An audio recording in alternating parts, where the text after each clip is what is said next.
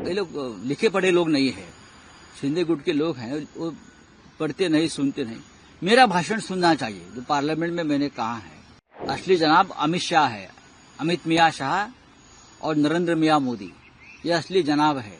मेरे जैसे आदमी को लगा कि बैरिस्टर जिन्ना की जो रूह आत्मा है वो कब्र से उठकर उनके शरीर में घुस गई मोदी और शाह जी को, तब ये इतनी वकालत कर रहे थे। और हमको बोलते हैं जनाब, ये तो जनाब के सब चेले हैं भाई, ये जनाब मोदी और जनाब शाह के शिंदे गेट वाले जो लोग हैं ना, शिंदे के क्या शिंदे ना, हाँ, वो उनके चेले चपाटे हैं, डर से मारे जी रहे।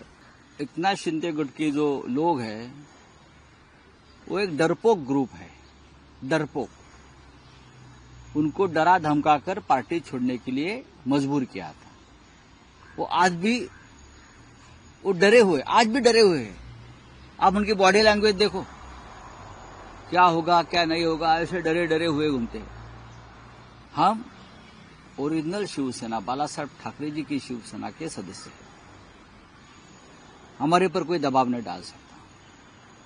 जब ये लोग पार्टी छोड़कर जा रहे थे तब भी दबाव था ना, तब भी दबाव था हमारे ऊपर। जो आज जो हमारे सांसद है या एमएलए आज जो है उनके ऊपर दबाव था, तब हम दबाव में नहीं झुके, तब हम डट कर खड़े रहे।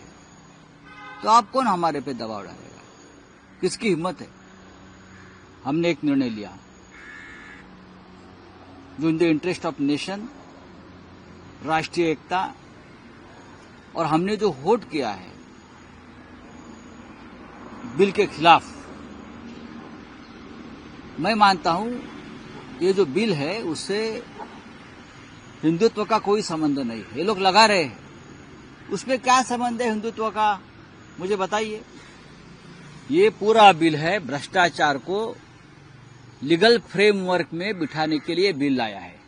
जो 2 लाख करोड़ की जमीनें हैं ना वक्फ की, वो ये सरकार को या सरकार के जो लाडले उद्योगपति व्यापारी है उनको गमन खाना है। तो हम भ्रष्टाचार के खिलाफ वोट किया है, और हम जो ढोंग है बीजेपी का उसके खिलाफ वोट किया है। कोई दबाव नहीं है। ये निर्णय जो है उद्धव ठाकरे साहब ने, हमारे यहाँ पार्टी का आदेश माना जाता है, हमारे यहाँ मोदी जी का आदेश नहीं माना जाता या अमित शाह का आदेश नहीं माना जाता।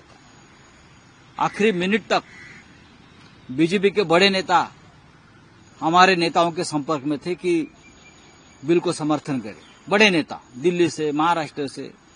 नहीं तो जरूरत क्या थी देवेंद्र फडणवीस जी को ट्वीट करने की।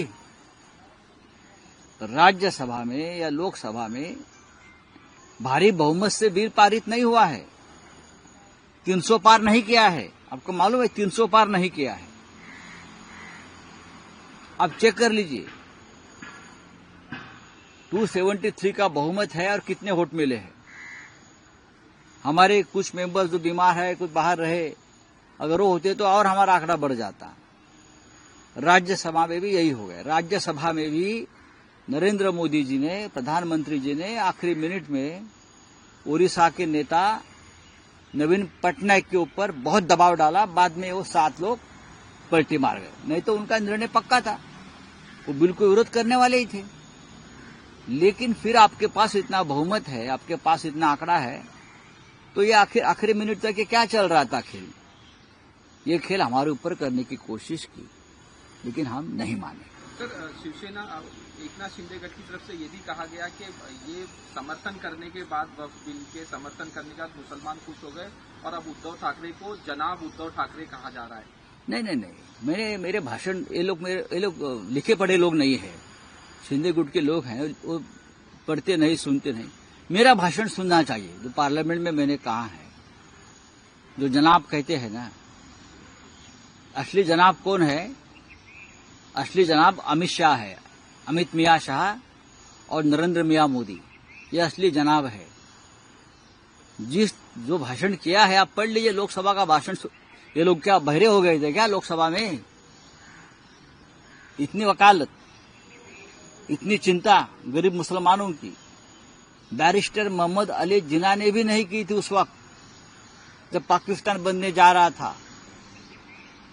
इतनी चिंता, बाप रे बाप, हम ही मुसलमानों के मसीहा है। तो मैंने कहा कि मेरे जैसे आदमी को लगा कि बैरिस्टर जिन्ना की जो रूह आत्मा है वो कब्र से उठकर उनके शरीर में घुस गई, मोदी और शाह जी के। तब ये इतनी वकालत कर रहे थे और हमको बोलते हैं जनाब, ये तो जनाब के सब चेले हैं भाई, ये जनाब मोदी और जनाब शाह के सिंडिकेट वाले जो लोग हैं ना, शिंदे के क्या शिंदे ना, हाँ, वो उनके चेले चपाटे हैं, डर से मारे जी रहे, कुछ किया तो पकड़ कर डाल देंगे जेल में, ईडी के केस में। अभी तक फाइल बंद नहीं हो गया वो लोगों की। ये तो डरपोक लोग हैं, उसने मर्दों के साथ बात नहीं लड़ानी चाहिए।